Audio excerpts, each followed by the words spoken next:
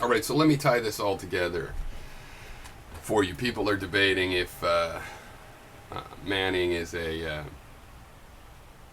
traitor or is he a whistleblower. This is a deep part of your philosophical problem, world, which is that you're always trying to answer your questions by figuring out what kind of a thing something is. Is he this kind of a person in this label? Then I'll know what to think about him. Is he this kind of person with this kind of label? Then I'll know what to think about him. And really, you should be looking at the situation, the case, the actual particular case.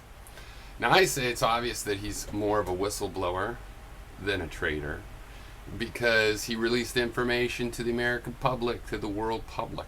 Not, he didn't sell it for money to an enemy, which is an option.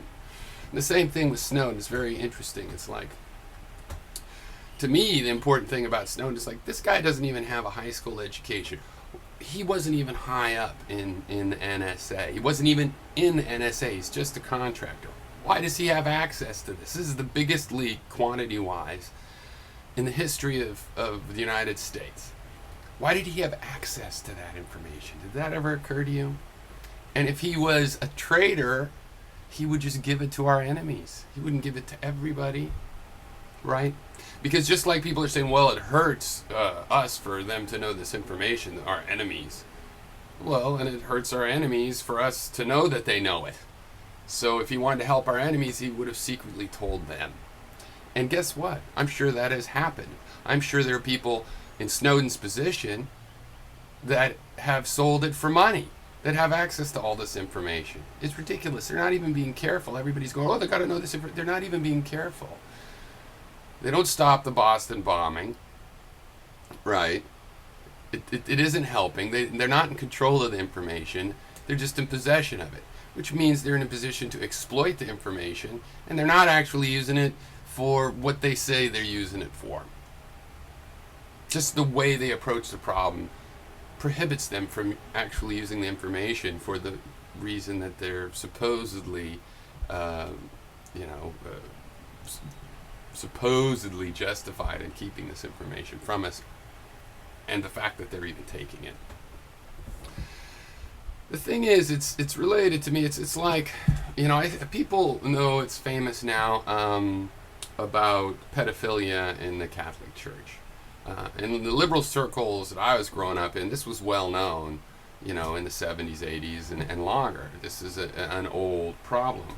And it's not just about pedophilia. There's CNN just did a story on this woman that was killed by a priest. How do we know that? Well, the priest confessed. He confessed to a fellow monk.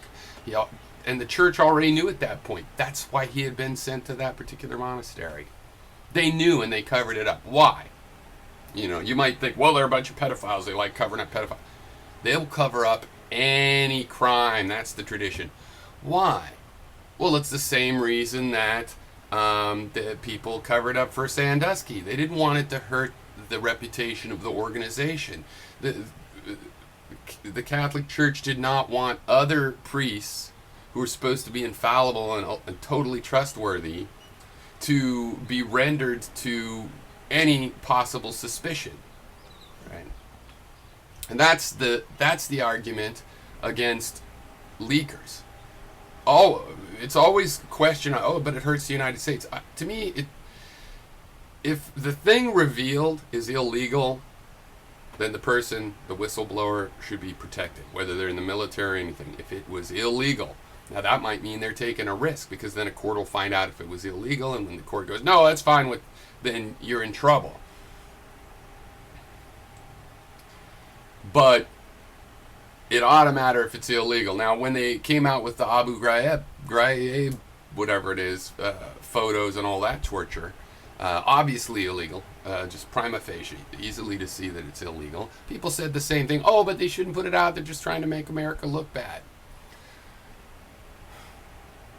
Or Manning released these cables. We don't think about them a lot, but a lot of countries, and in South America, these cables where people, in our administrations are being all smart ass and condescending about the foreign leaders that they're dealing with, and talking about their double crossing and things like this. And the embarrassment is that was released. No, the embarrassment is that that's how our incompetent diplomats are behaving. If they're competent diplomats, they ought to know how to be diplomatic. And even when they discuss things with each other, they ought to know how to keep things decent enough that it's not such a big embarrassment to have it revealed. It could be an embarrassment if you're saying, hey, we're hoping to get $2. Last time we told that guy we were going to be happy with $1.50. We're going to talk him up. Okay, people would accept that. They go, oh, that's embarrassing to tell us. But no, we were ridiculing and mocking in a totally unnecessary way the people we do business with. Those are the people that are undermining American credibility. And if it doesn't come out by a Manning or a Snowden leak, the people they're dealing with still slowly realize it and have to deal with it, and we'll get the gist of how they're being fucked over. And that is what undermines our credibility. And the desire to protect oneself from embarrassments of actual wrongdoing is it's so understandable, nobody should bother trying to justify it. There is no justification other than, of course people want to hide their misdeeds. But then you're going to take it to law and call somebody a traitor because they reveal a misdeed? Oh, no, no, no, no. And remember, we're always tending towards the hypocritical. You know, nobody wanted to let the Nazis off because of the Nuremberg defense. I was just following orders. But then people are saying, well, the whistleblower should follow orders. It's supposed to go up the chain of command. And no. If it's a reprehensible thing against the principles of your nation and clearly illegal on top, then you have a duty as an American. We're not we're not bound by an oath to a king, and whatever the king does, that's our oath is linked to this man and his actions, good or bad.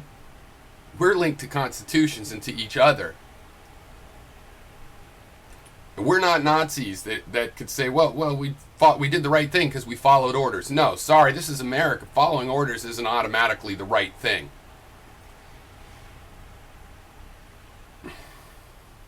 Now, some of you might know that the hedge fund managers, SAC, have been indicted on a huge insider trading scam where many of them have already pled guilty.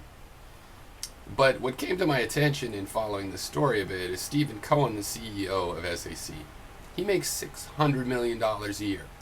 He threw a big party after the indictments. He's not worried. He's going to have plausible deniability. Oh, I'm just a bad manager, but I make $600 million a year doing it.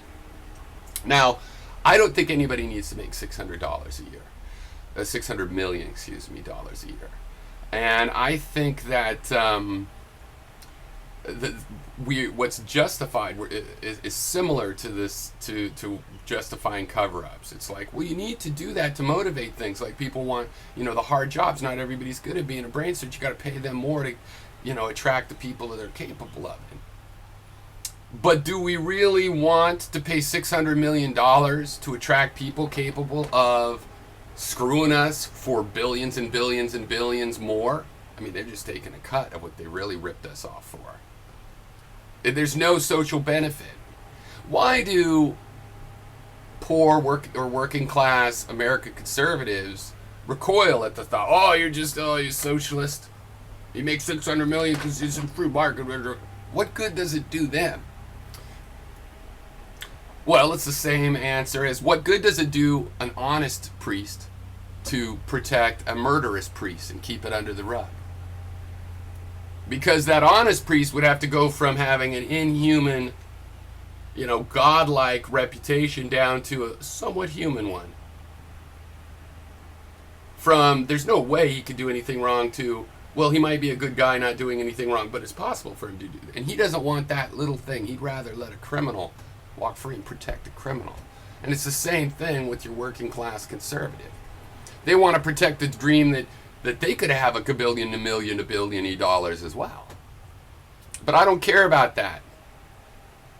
I want to know that someone making $600 million a year is doing something amazing. He invented a phone or something, that billions of people used, and Jesus, trillions of pennies added up to billions of dollars and yada yada.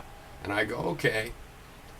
But Stephen Cohen, CEO of a robbing society, gaming our system, taking money and adding absolutely nothing, and we wonder why our buildings are falling down and our bridges are collapsing and our planes are blowing up?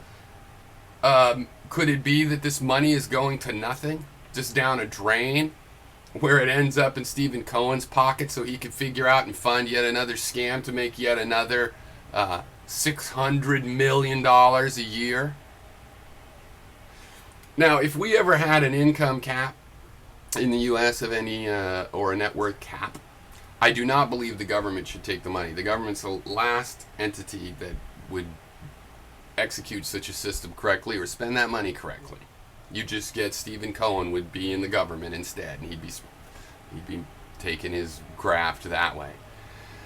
I think you could have an income cap, though, where that person had to give it away. He'd just give it away to his family members. Instead of putting his family members on a string by, I have all the money, you'll do what I say, he'd have to actually give the money away to their own funds, to their own trust funds for other individuals.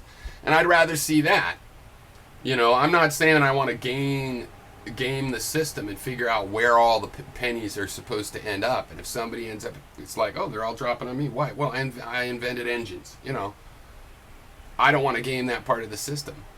But we're dying on this planet. We have plenty of resources, and still, we're sick and weak. We aren't healthy as a world society, or almost any individual society doesn't seem to be either. And one part of it is that we're being strangled of our own resources that we all work to produce. And then they flow along and they go $600 million worth into a guy who is probably not going to get prosecuted, even though his company absolutely ripped off billions of dollars illegally using insider trading and knowingly doing so. And their CEO can benefit to the order of $600 million a year from these practices and go, yeah, I didn't know, you know, I don't really pay attention to what's going on around here. I collect a paycheck just, you know, but I don't know what's going on. Why do you get that much money? Oh, because I'm a mastermind. Nobody could do what I do. I keep on top of everything. But here they were doing this. Oh, who knew? I totally disapprove. And why do we protect them? It's the same reason the Catholic Church protects priests, the same reason that Americans want to hide the crimes of Abu Ghraib, or hide the things we've said about supposedly our allies, and we're spying on our allies. And unless you can tell me why those things are okay, I'm sick of talking about, but you shouldn't reveal an embarrassing thing. No, that's not true. That's not what I think. I think we should live in a world of reality and truth.